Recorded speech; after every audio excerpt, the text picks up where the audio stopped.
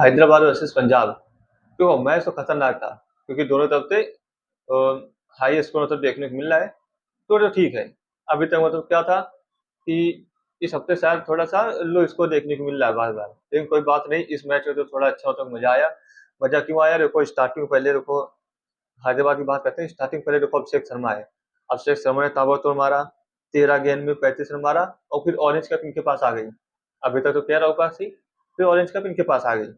फिर इसके बाद ट्रेविस हेड थोड़ा सा धीरे से फॉर्म में आ गए, और वो भी 19 गेंद में 38 रन मारा, और बहुत ज्यादा शानदार मारा, 200 की स्ट्राइक रेट से मारा। ठीक है। फिर इसके बाद ईशान किशन आ गए। ईशान किशन की शायद दो या तीन, दो थी शायद। ईशान किशन की 2 कैच छोड़ी, और 2 कैच छोड़ने के बाद ईशान किशन की रन क्या, ईशान किशन था। ईशान किशन की 2 कैचें छोड़ी, और फिर इसका कितना मार दिया, 55 रन देखो मार दिया। फिर इसके बाद हेनरी क्लासन की बात करते हैं। हेनरी क्लासन शायद 1 कैच छोड़ी थी, 1 कैच तो कन्फर्म थी छोड़ी थी, इसके बाद नहीं पता। तो 69 रन मारी, मतलब 69 रन मार दिया। इसके बाद नीतीश कुमार रेड्डी तो भैया अलग ही फॉर्म में चल रहे हैं। वो तो पता नहीं क्या, मुझे लगता है शायद बैटिंग में अपने थोड़ा सा फोकस कर रहे हैं, क्योंकि बैटिंग के हिसाब से देखा जाए बहुत ही तगड़ी बैटिंग कराई है। 13 गेंद में 29 रन मारा है। तो वो अपने आप में देखो अच्छी बात है, क्योंकि देखो सबसे हाईएस्ट इनका तो स्ट्राइक रेट तो अभिषेक शर्मा का था, फिर इसके बाद इनका था कितना, 223 का। तो 223 बहुत मतलब कि बड़ा स्ट्राइक रेट होता है। और ये कब आए थे, ये आए थे और लास्ट के समय पे। तो मायने रखता है। देखिए हम लोग बात करते हैं किसकी, ईशान किशन, एरिक क्लासन। देखो पहले तो स्टार्टिंग में तो ऐसा लग रहा था कि हाँ कि चलो 250 रन तो आराम से बन जाएंगे। लेकिन जैसे कि अभिषेक शर्मा और ट्रेविस हेड आउट हुए, इसका थोड़ा सा स्लो होने लगा था। और देखा जाए तो ईशान किशन और एरिक क्लासन की बैट में इतनी अच्छी मतलब बॉल नहीं आ रही थी। तो वो मिडल हो रही हो या छक्का चौके मतलब कि लग रहा है अच्छे खासे, वो नहीं हो रहा था। लेकिन एक बात तो माननी पड़ेगी कि पंजाब की तरफ से जितने भी बॉलर थे मतलब सब ने काम तो अच्छा किया है। मतलब फिर अब चाहे ले लो किसको, लोकी प्रोग्रेशन का ले लो, उसने देखो कैच उठवाई थी। चहल ने भी देखो 3 3 कैच उठवाई है। मतलब तीन नहीं, मतलब 2 कैच उठवाई थी, एक स्टंपिंग छूटी, मतलब मिस हुई। तो देखो वो हो गया, फर्क पड़ गया। ठीक है। और हुआ किसका, देखो एक देखो सबसे पहले क्लासन की कैच उठवाई थी, तो शायद शशांक सिंह ने छोड़ा था। और फिर इसको देखो किसकी थी, ईशान किशन की देखो एक कैच छुड़वाई थी, मतलब उठवाई थी, और एक स्टंपिंग मतलब करवाने के लिए मतलब कि किया था, और तीनों मिस हो गई। अब एक बंदे को कितनी ज्यादा मेहनत करेगा बताओ, है। और हेड का तो विकेट ले ही गया। तो यही मतलब देखने की बात रहती है कि मतलब कि एक बंदा अकेले इतनी दम से कर रहा है, और उधर मतलब कि फील्डिंग की मदद नहीं मिल रही है। तो फील्डिंग गलती है भाई, बॉलर गलती नहीं है, क्योंकि बॉलर ने तो बहुत ही अच्छा काम किया। और लेकिन इस बार अगर देखा जाए तो इस बार पंजाब की फील्डिंग में मतलब कैचे ज्यादा छुट्टी है। और शशांक सिंह ने तो 7 कैच में से 6 कैच छोड़ी है। तो थोड़ा देखने की बात है, मुझे लगता है कि शायद शशांक सिंह को आज थोड़ा सा प्रैक्टिस करने की तो ज्यादा पड़ेगी, क्योंकि देखो 7 में से 6 कैच छोड़ना बहुत बड़ी बात होती है। और हमें लगता है कि वहीं से ये लोग मतलब मोमेंटम खोए, वहीं से मैच इनका हाथ से गया है मेरे हिसाब से।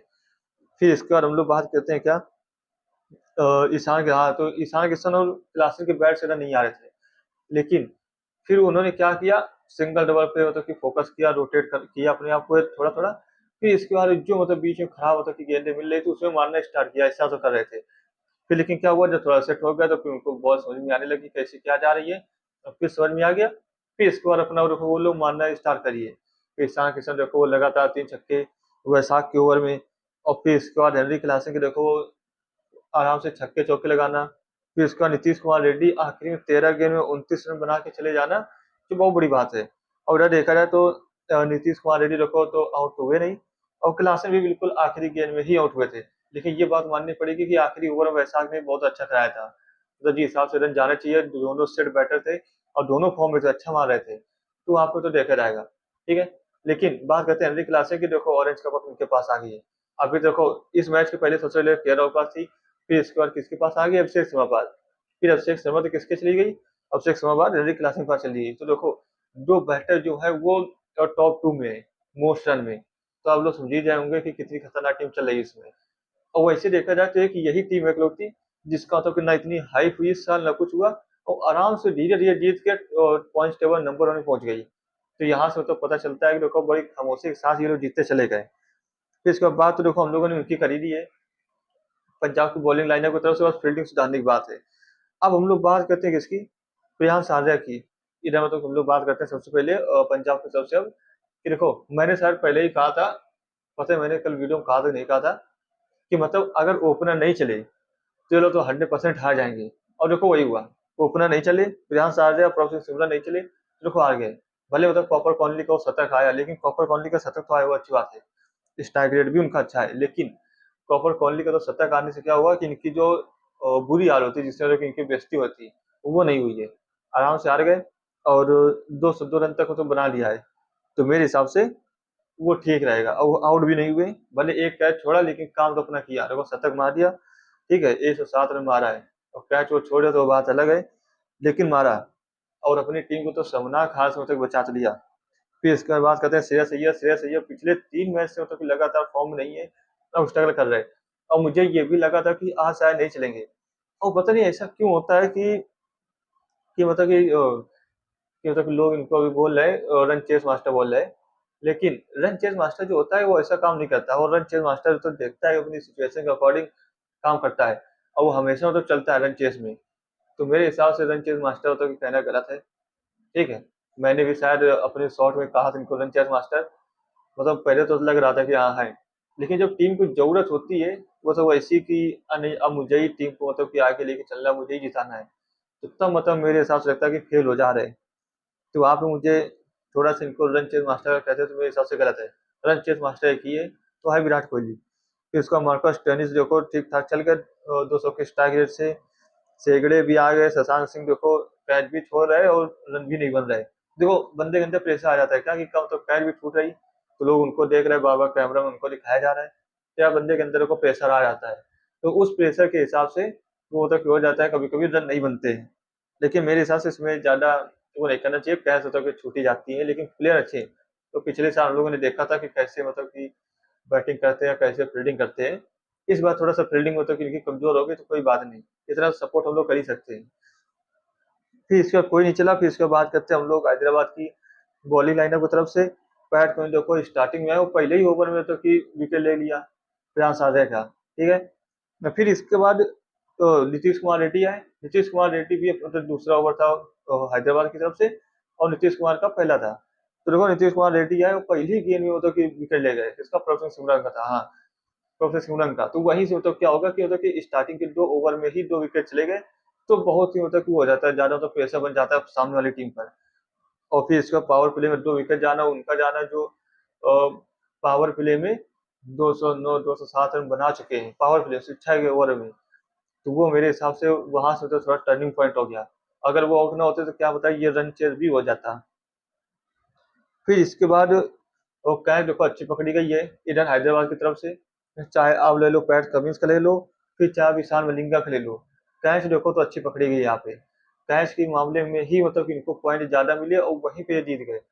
अगर मान लो यहीं पे अगर ईशान मलिंगा ने जब उसका पकड़ा था किसका, प्रियांश आर्या का, ठीक है, तो प्रियांश आर्या पकड़ा तो वो कैच मतलब कि सरल नहीं था। जैसे मतलब कि अगर उनको देखा जाए पंजाब की तरफ से कैच सरल मिल रही थी बिल्कुल आसान से ऐसे ऐसे पकड़ने वाली, वो नहीं पकड़ पा रहे थे, लेकिन इन्होंने मतलब कि टफ वाली कैच पकड़ी है। फिर इसके बाद देखो पैट कमिंस ने भी टफ कैच पकड़ी है, तो यहाँ पे इसी वजह से पैट कमिंस को तक मैन ऑफ द मैच मिला है, क्योंकि देखो विकेट भी लिया और कैचे भी पकड़ी, इसीलिए मैन ऑफ द मैच इनको मिला। तो मेरे हिसाब से यहाँ पे टर्निंग पॉइंट होगा, इसी वजह से ये लोग जीत गए। तो अब हम लोग बात करते हैं आज की मैच की, LSG versus RCB match number 50, मतलब 50। देखो मैच तो ठीक है, लेकिन मेरे हिसाब से इसमें भी लग रहा है कि एक तरफा मैच होगा, लेकिन कुछ नहीं कहा जा सकता। देखो मैच होता है, ठीक है, क्रिकेट अनिश्चितताओं का खेल है, किसी भी समय ऐसा होता है कि मतलब जो सबसे मतलब कि बेकार टीम होती है वो चल जाती है, ठीक है, और कभी कभी ऐसा होता है कि जो सबसे अच्छी टीम है वो नहीं चलती है। तो इससे मैं ये नहीं कहूंगा कि मतलब कि एक तरफा जीतेंगे, या मतलब कि आज आरसीबी तो जीती जाएगी। मतलब देखो लखनऊ की तरफ से भी अच्छे मतलब कि प्लेयर हैं, और वो अगर फॉर्म में आ गए चल गए तो कुछ भी नहीं कहा जा सकता। तो लेकिन बात हम लोग करेंगे, देखो फोकस किस में रहेगा, ऋषभ पंत में, शायद प्रैक्टिस में थोड़ा 90 रन मारा है कुछ प्रैक्टिस में, तो मेरे हिसाब से लगता है थोड़ा सा फॉर्म में तो होंगे। और इसे देखा जाए तो देखो सबसे लास्ट में 10 नंबर में, अब एलएसजी का तो देखो एलएसजी हो गई मुंबई हो गई, इनका तो क्वालिफाई करने का कोई चांस है नहीं, ठीक है। तो मेरे हिसाब से अब शायद ऋषभ पंत चल सकते हैं, क्योंकि इनके माइंड में कोई प्रेशर नहीं रहेगा कि टीम को तो जिताना है क्या है, तो अब चल सकते हैं। इसके बाद बात करते देखो निकोलस पूरन पिछले मैच में चल गए थे, यही वाली तो सिचुएशन की थी, अब तो होता कि मैच ऐसे भी नहीं जीतना है, बताओ वैसे क्वालिफाई नहीं कर पाएंगे तो चलो भी क्या है।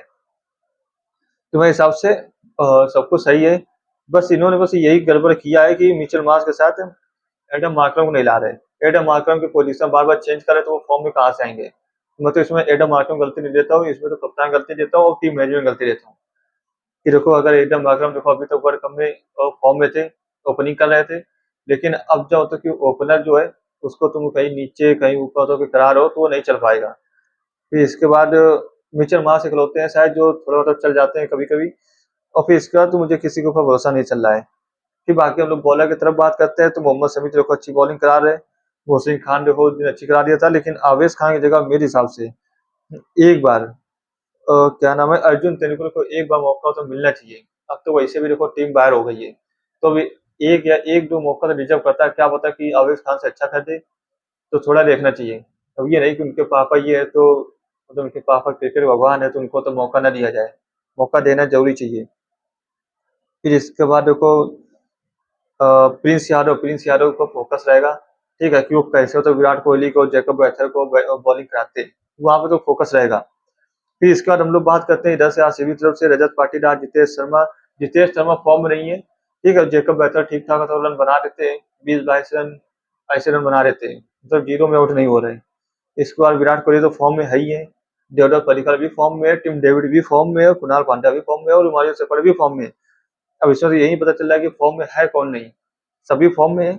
इसका वेंकटेश अय्यर वो आ जाते हैं सब इम्पैक्ट में अगर जरूरत पड़ती है तो, ठीक है।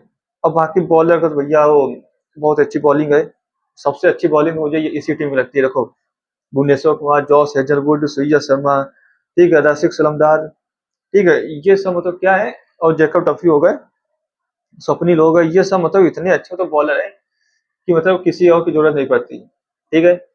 और बाकी देखिए हम लोग बात करते हैं, अगर ये लोग हारेंगे तो बैटिंग की वजह से ही हारेंगे, बॉलिंग वजह से नहीं हारेंगे, क्योंकि बॉलिंग देखो अगर हम लोग देखते हैं जॉस हेजलवुड तो फॉर्म में है, ये भुवनेश्वर कुमार इतने फॉर्म में है, तेरे को पर्पल कैप इनके सर पर है और पर्पल कैप जचती भी है इनके ऊपर। तो मेरे हिसाब से मैच शायद तो आरसीबी जीतेगी। बाकी आप लोगों को कमेंट बताना ही है कि कौन जीतेगा। और तो चलिए अच्छा, आज बस इतना ही करते हैं। अगर वीडियो पसंद आया तो वीडियो को लाइक कीजिए, चैनल पर नए हो चैनल को सब्सक्राइब जरूर कर लेना। मिलते हैं कल फिर से, जब तक के लिए tata, take care, bye bye, जय हिंद।